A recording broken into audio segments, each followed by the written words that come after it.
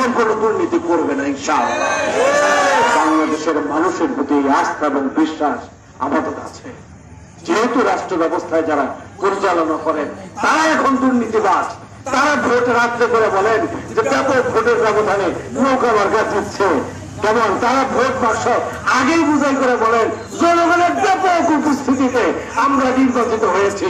তখন দেখে একটা রিস্কওয়ালা যে আমার দেশের প্রধানমন্ত্রী এইরকম মিথ্যা কথা বলে, আমি একটু চুরি চামারি করলে অসুবিধা নেই। কাজে রাষ্ট্র ব্যবস্থায় সততা থাকতে হবে, তাহলে জনগণ এমনি সৎ হয়ে যাবে। রাষ্ট্র ব্যবস্থায় ইনসাফ থাকতে হবে, জনগণ এমনি ইনসাফ পূর্ণ আচরণ শুরু করে দিবে।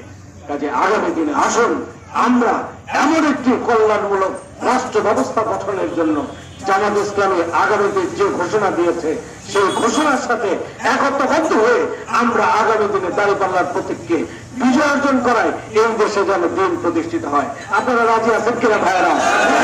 শুনতো যে শুক্রিয়া আমি বলবো না, আসান আমি তাদেরকে বলছি, আমি এটা বলবো না। আপনি ইসলামের জন্য, ন্যায় বিচারের জন্য, দুর্নীতিমুক্ত বাংলাদেশ গড়ার জন্য আপনি রায় দেবেন। আপনি জামাত ইসলামীকে রায় দেওয়ার দরকার নেই, আপনি দাঁড়িপাল্লার দরকার নেই, আসান মাসুদকে দরকার নাই। যদি তারা দুর্নীতিমুক্ত সমাজ ব্যবস্থা গঠন করার জন্য অঙ্গীকারবদ্ধ হবে তাদেরকে আপনি ভোট দেবেন, তাদেরকে কি করে রাখবেন, এইটা আপনাদের কাছে অনুরোধ। সম্মানিত ভাইরা, আসুন আল্লাহর কাছে দোয়া করি আল্লাহ যেন শহীদদেরকে সত্যিকার শহীদ হিসেবে কবুল করে নেয় এবং এই শহীদদের রক্ত ছাড়া এই জমিনে যেন আল্লাহ দিন প্রতিষ্ঠা করে দেন। আল্লাহর কাছে দোয়া করে আজকে আমার বক্তব্য শেষ করছি এবং দোয়া করে দোয়া শেষ করছি। আসসালামু আলাইকুম ওয়া রাহমাতুল্লাহি ওয়া বারাকাতুহু।